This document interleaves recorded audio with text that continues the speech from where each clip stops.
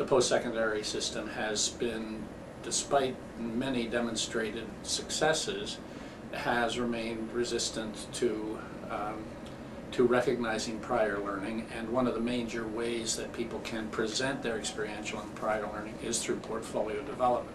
So this was a way to try and demonstrate, and it's one of the reasons it's such a great methodology, it's such a rigorous methodology. It was designed to convince this very skeptical audience of faculty and institutions that people actually knew stuff that we didn't teach them, right? We found very wide application, and we used basically the systematic, comprehensive, sequential approach that the portfolio process contains to move people through to identify, reflect upon, present, articulate what they know and can do wherever or however they acquired that learning. So the portfolio captures both the informal as well as the formal and Absolutely. other types of learning. That's right. And it's about the articulation then of that learning that's an important part of portfolio process. That's right. That's right. And the demonstration of it, and the present organization and presentation of it in a way that makes sense to you, but also makes sense to an employer, to somebody else who's interested, to an institution if you're trying to get formal entry and advanced standing and formal and education and training. The issue of confidence there's a famous Canadian-born psychologist in the States named Bandura who talks about self-efficacy and how important it is to feel that you have some choices and options and possibilities in your life. And in fact, when you take people through, especially in a group setting where they're learning from their peers as well as from the process, that's the most striking thing about it. They begin to see in others who are like them capacities and skills and talents that they don't see in themselves, and vice versa. I mean, some of them. One of the guys said, "Well, I read it over the night before, because it gives me the confidence. I go in, I know what I know, and I know what I don't know, and I don't confuse the two." And people somehow seem to get that, right? Or somebody else said, "Well, I take the portfolio with me, and if there's a specific question, have you ever done something like, I can turn to it. But no, I don't start on page 1 and go through the whole thing, or I don't hand it to the person who's interviewing me and say, find the learning," right? And then we say to the participants, look, don't just, they give the professor the portfolio, but just don't leave it on their desk. You know what they're looking for. So where you have examples of critical thinking,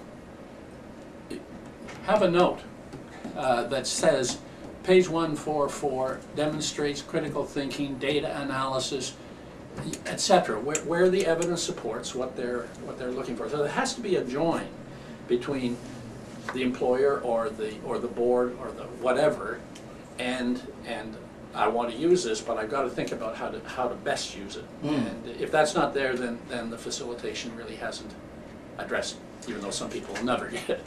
And to see, you know, I do think we've got lots of individual evidence that it changes people's sense of themselves, of their possibilities, and leads to motivation and action. The competency approach, I think, makes all kinds of common sense. It's on the surface more open, but as they found in Britain with their famed national vocational qualifications, they're taking that whole system apart and reforming it. It's not flexible enough. It's too validity rather than it's too unresponsive to individual needs or employer needs, and again, the competency can be put in a context in which it's completely intimidating, or it can be put in a context where it's much more reasonable, much more flexible. So we used technology that way very effectively, and I still use those when I'm making a presentation because it makes it real. Somebody talking about their life and that process and where they're going or where they are now is just, you know, I can say a million words and it doesn't capture that 4 minutes. A woman at Mount St. Vincent who was in her, a mature student, who was coming back into school after quite a while in radio, producing radio, announcing radio, etc., etc. And she had made a tape based on her expertise with samples of the ads that she had done, with excerpts from reports that she had made or announcements she had made. It was beautifully done. Yeah. So all of a sudden we had this little multimedia presentation of, which was terrific. So I think there's a variety of ways in which some of the new techniques can be used and used very effectively to demonstrate that people really do know what they say they know and can articulate it effectively, all of that. Yeah. And I think that tracking generally in the field is very important. One of the problems and one of the reasons that portfolio learning and its variations have remained marginal despite 30 years of demonstration is that people say, well, all your evidence is anecdotal.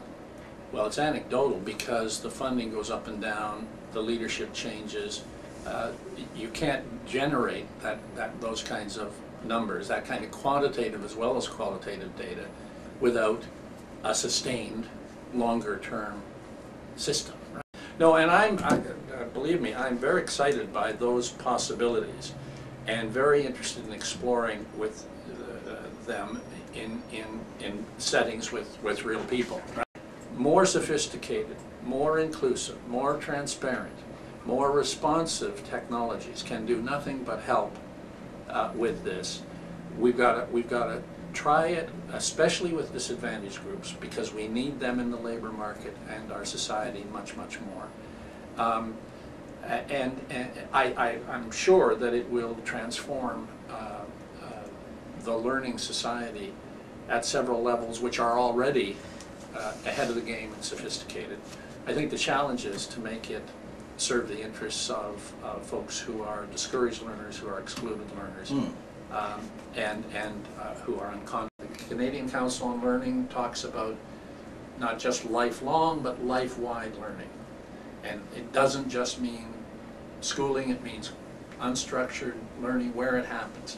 That's the kind of metrics that you're talking about will be hugely valuable to convincing policymakers that this is where we have to go with learning. That people use the technologies that connect them more closely as a group, and they don't use the technologies that just connect them to information, or, I mean, they use those, we all do, right? But not for this kind of process. Well, that's why so much e-learning is nothing but electronic page turning.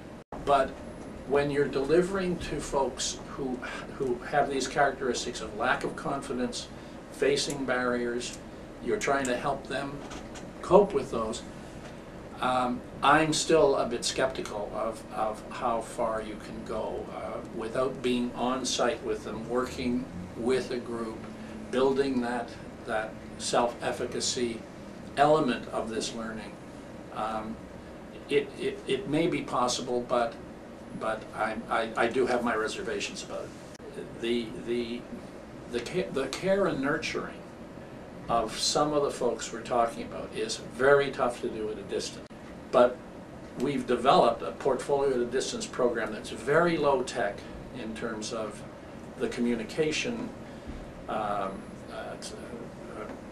methodologies, but which turns out to be very effective because it connects the learners to each other as well as the learners to the facilitator and to the material. So I do think there are greater barriers with people who have been excluded, who have been discouraged. But again, your basic point, if it's available, if it becomes invisible, right, as many of our technologies do,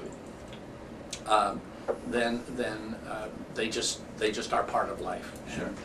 And that means that they can be used much more easily by many more people, I agree.